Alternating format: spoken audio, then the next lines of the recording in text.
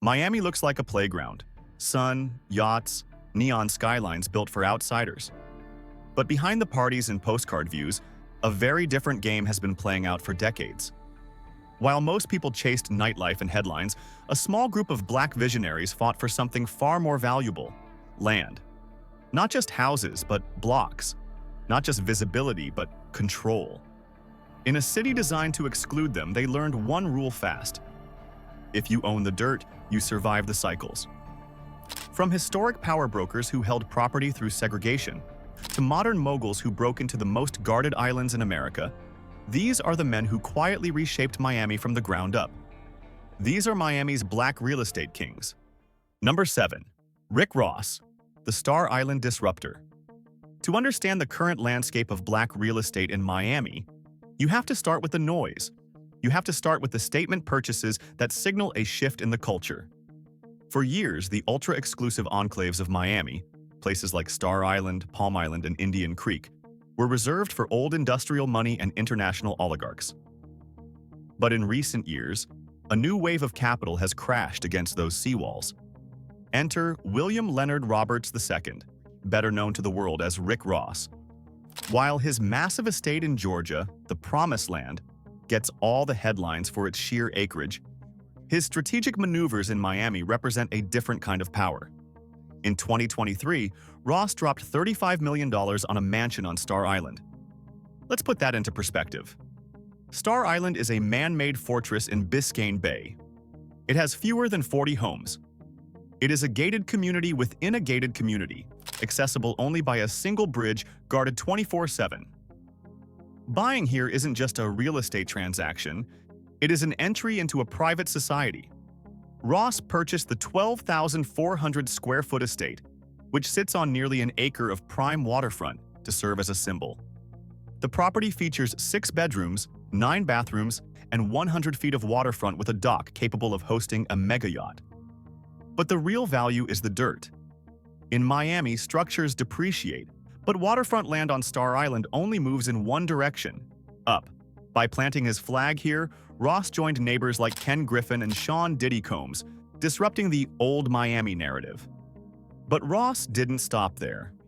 His real estate portfolio in South Florida is aggressive. He has purchased family homes for his children and investment properties across the county. He treats Miami real estate the way he treats his franchise businesses, as a cash flow machine that cements his legacy. He represents the new money entry point: loud, undeniable, and cash-heavy. But while Ross buys the mansions, our next entry builds the neighborhoods they stand on. Number 6. Barron Channer, the intellectual developer. Move inland from the glitz of Star Island, and you find the real battlefield of Miami real estate, the urban core.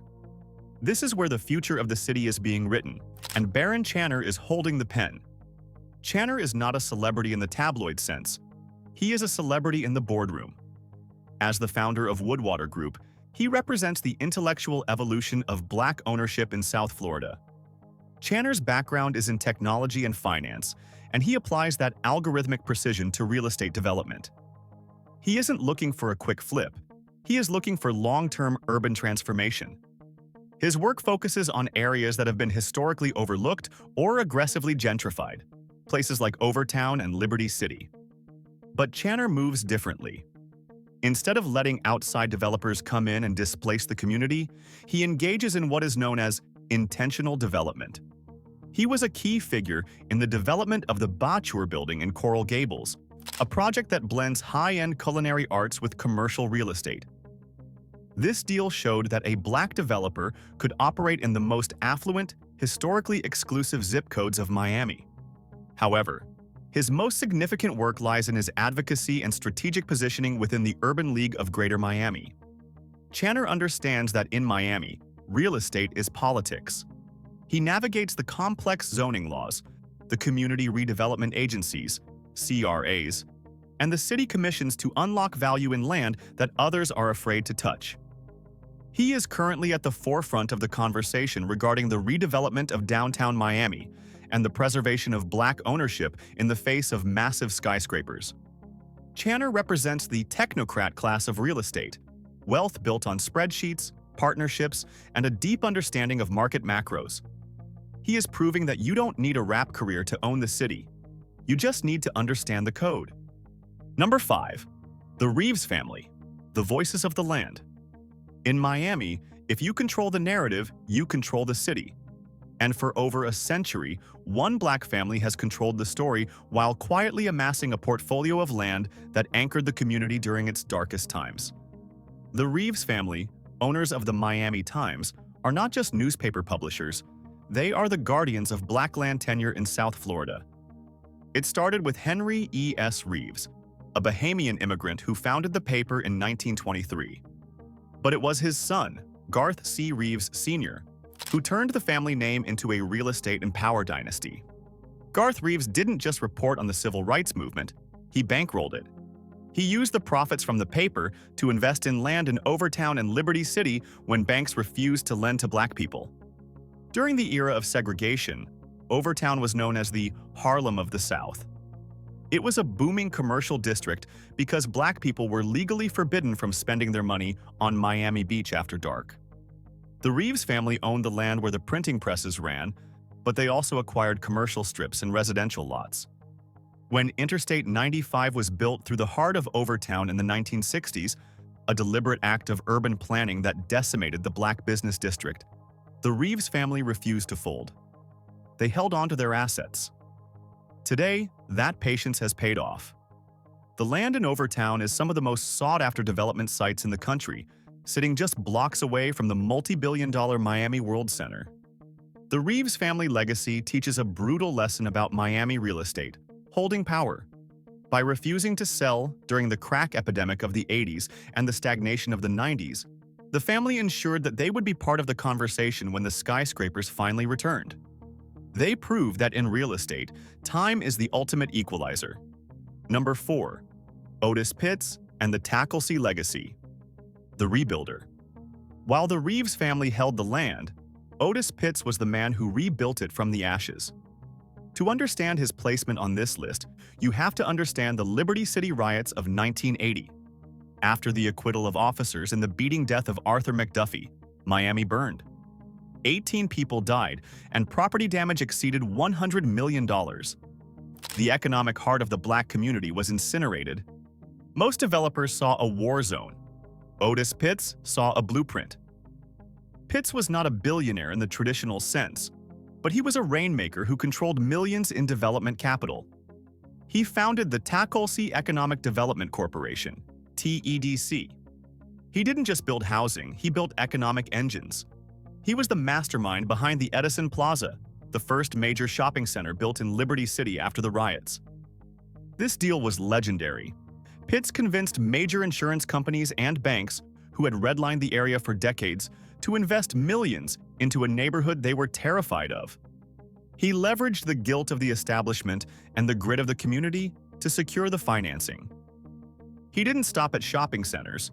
He developed hundreds of units of affordable housing, transforming decaying blocks into viable residences. His wealth was measured in impact and the sheer volume of assets he brought under black management. He proved that community development corporations, CDCs, could operate with the sophistication of private equity firms. Otis Pitts passed away, but the infrastructure he built remains. He created the model for how Black Miami could rebuild itself without waiting for a handout.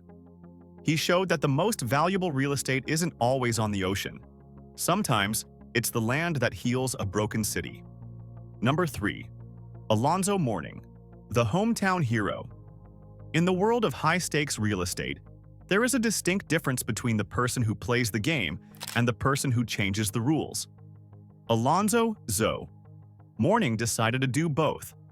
While the world knows him as a Hall of Fame center for the Miami Heat, the city knows him as one of its most critical developers. Mourning understood that celebrity currency is limited, but equity is forever. He founded AM Affordable Housing with a mission distinct from his peers. He didn't want to build mansions, he wanted to build dignity. Mourning partnered with major firms to navigate the complex bureaucracy of HUD grants and county land deals. His flagship victory was the Courtside Family Apartments in Overtown. This wasn't a vanity project with his name stamped on the gym. It was a $22 million development providing 84 high-quality residences in a historic district that had been neglected for decades. He operated in the trenches of construction and financing, proving he could close deals that seasoned developers found impossible. He is currently expanding his footprint with Overtown 4, continuing to transform the neighborhood that sits in the shadow of downtown's luxury towers. Mourning represents the social impact side of the list. He utilizes his massive social capital to secure the financial capital needed for the community. In a city obsessed with exclusivity, Mourning focuses on accessibility. He proved that you can be a king of Miami without turning your back on the people. He doesn't just own the court, he owns the block surrounding it. Number 2. Dana Dorsey, the first king. Before the rappers, before the tech bros, and before the foreign syndicates, there was Dana Dorsey.